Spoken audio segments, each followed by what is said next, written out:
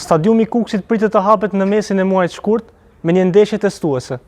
Zyrtar pranë Bashkisë së Kukësit informojnë se vetëm pas 20 ditësh do të mund të luhet ndeshja e parë testuese në stadiumin e rindërtuar Kukës Arena, me një kapacitet mbi 8000 vendësh.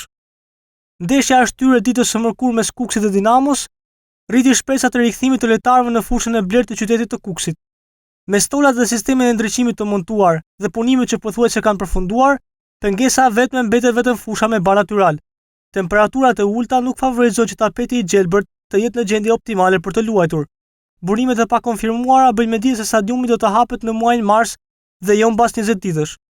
Kryetari i Bashkisë së Kukësit Granit Xhana thotë se stadiumi nuk do të shërbejë vetëm për ndeshjet e kategorisë superiore.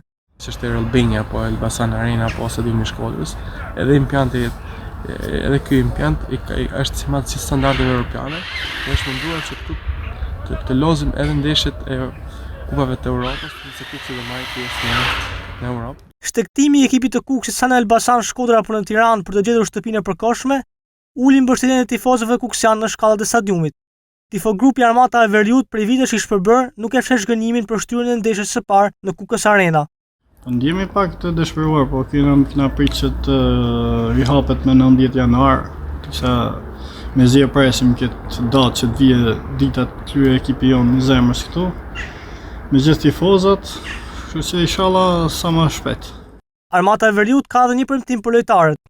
Shpresojmë që të rikthehet tifozëria, sepse tifozëria është lojtari 12 dhe do të kemi shumë besim që do të arrijmë të kthejmë shumë tifoza dhe s'përdashur që duan ekipin dhe për ekipin e Kukësit gjithkush duhet vije ta përkraje, se është ekipi jonë i zemrës. Punimet për stadiumin nisën në vitin 2019 dhe vlera e investimit arrin deri në 10 milion euro.